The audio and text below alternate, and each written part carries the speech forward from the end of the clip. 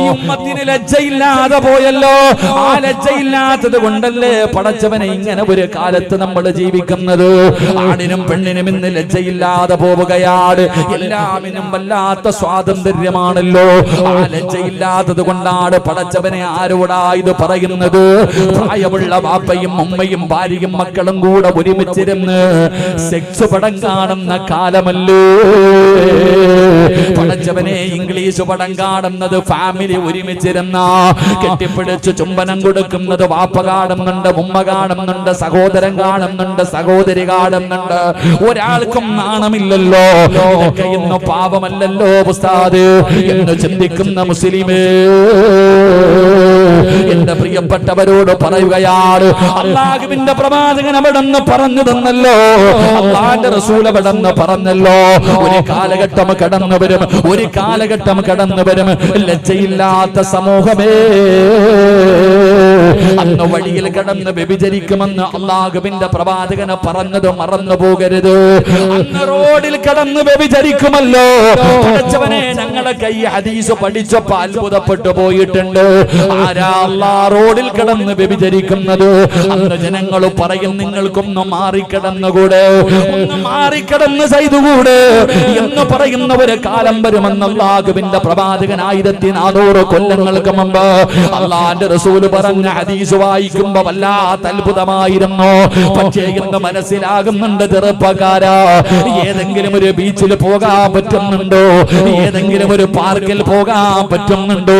Transport ബസിന്റെ ഏറ്റവും പുറകിലത്തെ സീറ്റിൽ ഇരിക്കാൻ പറ്റുന്നുണ്ടോ? റോഡിൽ നിൽക്കുമ്പോ പടച്ചവനെ ഇണകളെ പോലെ അതാ കെട്ടിപ്പിടിച്ചുകൊണ്ട് പെണ്ണുങ്ങളെ പോകുന്ന രംഗം കാണുന്നവരല്ലേ. പടച്ചവനെ, എന്തേ പെങ്ങള്, അല്ലാഹുവേ, ഒരു കുട കെട്ടിയാൽ, ഒരു മരത്തിന്റെ ചരിവ് കെട്ടിയാൽ ആ സ്ഥലത്ത് പോലും കെട്ടിപ്പിടിച്ചിരുന്ന് ചുംബനം കൊടുക്കുന്നവർ പടച്ചവനെ മാളിക. ഈ രാജ്യത്ത് നിനക്ക് എന്ത് വേണമെങ്കിലും ചെയ്യാൻ സ്വാതന്ത്ര്യമുണ്ട്. അതിനെ കുറിച്ച് ഞാൻ പറയുന്നില്ല. എന്റെ പ്രിയപ്പെട്ട പെങ്ങളോട് എനിക്കൊരു അപേക്ഷയേ ഉള്ളൂ. നിനക്ക് എന്ത് വേണമെങ്കിലും ചെയ്യാം, നിനക്കെന്തും ധരിക്കാം, എങ്ങനെ വേണമെങ്കിലും നിങ്ങൾക്ക് നടക്കാം. എന്റെ പ്രിയപ്പെട്ട ഉസ്താദേ, നിങ്ങളൊക്കെ എത്ര വഅദ് പറഞ്ഞാലും എന്റെ സ്വഭാവത്തിൽ ഒരു മാറ്റമില്ല. ഞാൻ ഇങ്ങനെയേ ജീവിക്കൂ. എന്റെ പ്രിയപ്പെട്ട പെങ്ങളോട് എനിക്കൊരേ ഒരു അപേക്ഷയേ ഉള്ളൂ. മോളെ, നീ എവിടെ വേണമെങ്കിലും പൊക്കോ, ആരുടെ കൂടെ വേണമെങ്കിലും കറങ്ങിക്കോ, എങ്ങനെ വേണമെങ്കിലും നീ അടിച്ചു പൊളിച്ച് ജീവിച്ചോ.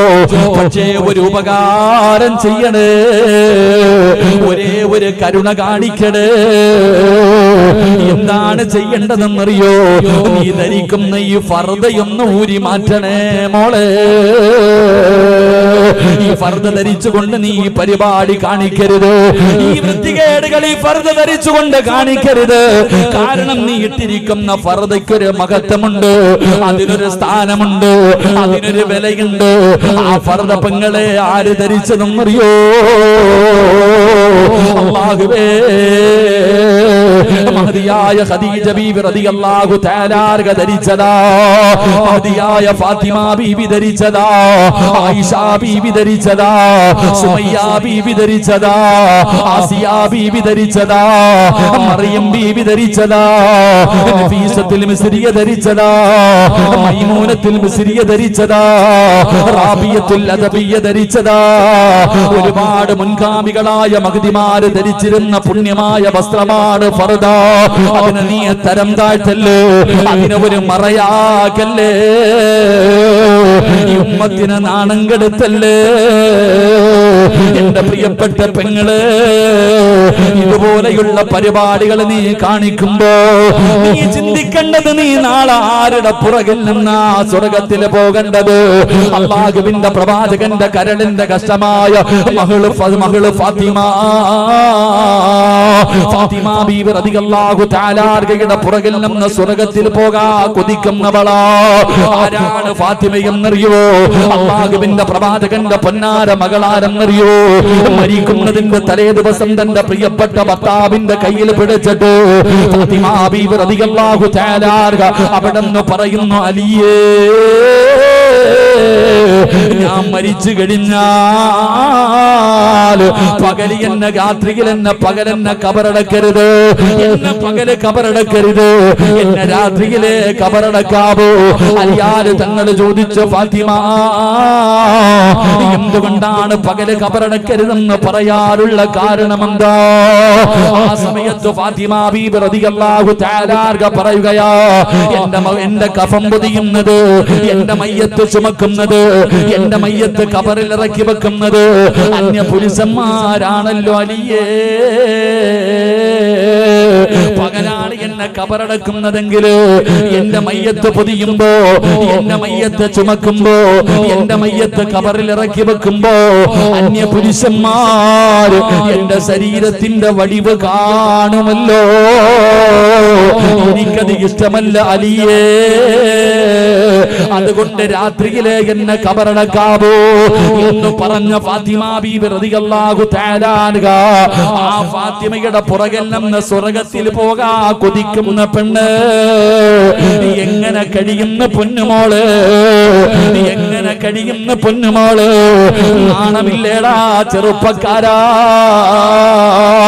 പിച്ചക്കാരിയടാ, പൈസയില്ലാത്ത പാവപ്പെട്ട മരത്തിന്റെ ചുവട്ടിലും കടത്തിണ്ടെങ്കിലും കിടക്കുന്ന പാവങ്ങളുണ്ടല്ലോ.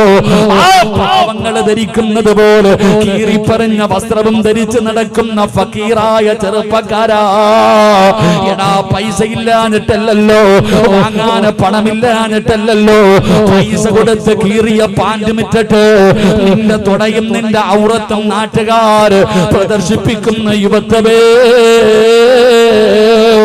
വയത് കഴിഞ്ഞിട്ട് പോകുമ്പോ, റോഡിലൂടെ പോകുമ്പോ പടച്ചവനെ മുണ്ട് മടക്കി കുത്തിയിട്ട് ഔറത്ത് വെളിയിൽ കാണിച്ചുകൊണ്ട് നാട്ടിലെ പെണ്ണുങ്ങൾക്കും ആണുങ്ങൾക്കും പ്രദർശനം നടത്തുന്ന വാപ്പാ, എന്ത് വസ്ത്രം വേണമെങ്കിലും ധരിക്കാ, എങ്ങനെ വേണമെങ്കിലും നടക്കാ. ഈ രാജ്യത്ത് കേസില്ലല്ലോ. ഒരു പെണ്ണ് വ്യഭിചരിച്ചാ പോലും കേസില്ലാത്ത രാജ്യമല്ലേ. അതുകൊണ്ട് എന്റെ പ്രിയപ്പെട്ടവരോട് പറയുകയാണ്, നിങ്ങൾ ആരെയും ഞാൻ നന്മ പഠിപ്പിക്കാൻ വരുന്നില്ല. എന്റെ പ്രിയപ്പെട്ടവരെ, നിങ്ങൾ ആരോടും ഞാൻ വാശി കാണിക്കുന്നില്ല. എങ്ങനെ വേണമെങ്കിലും നടന്നോ, എങ്ങനെ വേണമെങ്കിലും ജീവിച്ചോ, അതിനുള്ള അവകാശം നിനക്കുണ്ടല്ലോ, അതിനുള്ള സ്വാതന്ത്ര്യമുണ്ടല്ലോ. പക്ഷേ ഖുർആനിലെ ഒരായത്ത് നീ മറക്കരുത്. ചെറുപ്പക്കാരോട് എനിക്ക് പറയാറുള്ളത്, ഉപ്പമാരോട് എനിക്ക് പറയാറുള്ളത്, നിങ്ങളെ മറക്കല്ലേടി പൊന്നുമോള്. വിവാഹ വീട്ടിലേക്ക് കടന്നു പോകുമ്പോ, ഫംഗ്ഷനുകളിലേക്ക് കടന്നു പോകുമ്പോ സർവ്വതും മറന്ന് യൂട്യൂബിലേക്ക് അതാ വീഡിയോ പിടിച്ചിടുന്ന എന്റെ പ്രിയപ്പെട്ട പെങ്ങളോട് പറയുകയാ, പഠിച്ചവനെ പറയാൻ പാടില്ലല്ലോ, പറഞ്ഞാല് പറയുന്നവനെ നാണം കെടുത്തുന്ന കാലമാണല്ലോ. എന്റെ പ്രിയപ്പെട്ട പെങ്ങള്, എന്തു വേണമെങ്കിലും ചെയ്തോ, പക്ഷേ ഒരായത്ത് ഓർത്തു വെച്ചോ. അല്ലാഹുവിന്റെ വിശുദ്ധമായ ഖുർആനിലെ ഒരായത്ത് ഞാൻ നിനക്ക് പറഞ്ഞു തരാ. എന്തു മറന്നാലും ഇത് മറക്കല്ലേ, എന്തു മറന്നാലും ഇത് മറക്കല്ലേ. ഏതായത്തെന്നറിയോ? കരിമ്പാറയിൽ കുത്തിവെക്കുന്നത് പോലെ നിങ്ങളുടെ ഹൃദയങ്ങളെ കുത്തിവെക്കാനുള്ള ആയത്താണ്. നിങ്ങൾ എന്തു മറന്നാലും ഇത് മറക്കരുത്. ഏതായത്താ? വത്തഖൂ യൗമന തുർജഊന ഫീഹി ഇലല്ലാഹ്. മറക്കല്ലേ വാപ്പാ, മറക്കല്ലേ ചെറുപ്പ. ആദം നബി സ്വർഗ്ഗത്തിലൂടെ ഇങ്ങനെ നടക്കുകയായി. ആദം ഉസ്കുൻ അൻത വസൗജുകൽ ജന്ന വകുല മിൻഹാ റഗദൻ ഹൈസു ശഅതുമാ വലാ തഖറബ ഹാദിഹി ഷജറ ഫതകൂനാ മിനൽ ളാലിമീൻ. ആദം നബി സ്വർഗ്ഗത്തിലൂടെ ഇങ്ങനെ നടക്കുന്നുണ്ട്. പഴങ്ങൾ, അല്ലാഹുവേ, തോട്ടങ്ങൾ, അരുവികൾ, പുഴകൾ, മനോഹരമായ സ്വർഗ്ഗം ഇങ്ങനെ കണ്ട് ആസ്വദിച്ചു ആസ്വദിച്ചു ആസ്വദിച്ചു നടക്കുകയാ. ഒരു ദിവസം അല്ലാഹു ചോദിക്കുന്നു, ആദമേ, എന്താ നിനക്കൊരു സന്തോഷമില്ലാത്ത? ഈ സ്വർഗം തന്നിട്ട് പോലും നിനക്ക് എന്തേ ഒരു സന്തോഷമില്ലാത്ത? ആദം നബി പറഞ്ഞ മറുപടി എന്തെന്നറിയോ? ഒറ്റയ്ക്ക് നടന്നിട്ടൊരു സുഖമില്ല. സ്വർഗത്തിൽ കിടക്കുന്ന ആദം നബി അള്ളാഹിനോട് പറയുകയാ, ഇതൊക്കെ എനിക്ക് കിട്ടിയിട്ടും എന്തോ ഒരു കുറവുള്ളത് പോലെ. ഹവ്വാ റളിയല്ലാഹു തആല അൻഹുവിനെ കൊടുത്തപ്പോഴാ ആദം നബി പറഞ്ഞത് ഇപ്പോഴാ റെഡിയായതെന്ന്. അള്ളാഹു ഈമാൻ നൽകുമാറാകട്ടെ. ഇതാണ് ഭാര്യയും ഭർത്താവും. സ്വർഗത്തിനേക്കാളും വലുതാ സഹോദര ദുനിയാവിലെ ജീവിതം. ഭാര്യയും ഭർത്താവും തമ്മിലുള്ള ജീവിതം തന്നെ സ്വർഗമാ. അള്ളാഹു ഈമാൻ നൽകുമാറാകട്ടെ. കാരണം ഖുർആൻ പറഞ്ഞത്, അള്ളാഹുവിന്റെ പരിശുദ്ധമായ ഖുർആൻ പറഞ്ഞ എന്തെന്നറിയോ? വിവാഹം കഴിച്ചാൽ സമാധാനം കിട്ടുമെന്ന. എല്ലാവരും ചോദിക്കുക, എന്തിനാ പെണ്ണ് കെട്ടണേ? പൈസക്കാണോ? അല്ലടാ.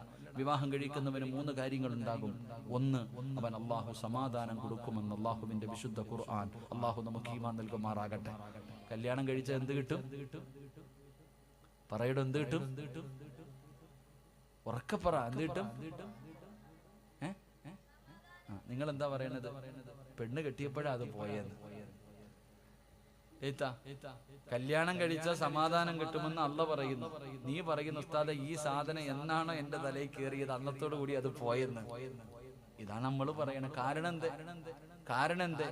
നീ ജീവിക്കുന്നത് നോവല് നോക്കിയിട്ടാ, അല്ലെങ്കിൽ ഏതെങ്കിലും സ്റ്റോറികൾ വായിച്ചിട്ട്, അല്ലെങ്കിൽ സീരിയലിൽ കടന്ന് അഭിനയിക്കുന്നത് പോലെ ജീവിക്കണം വെച്ചാൽ നടക്കോ?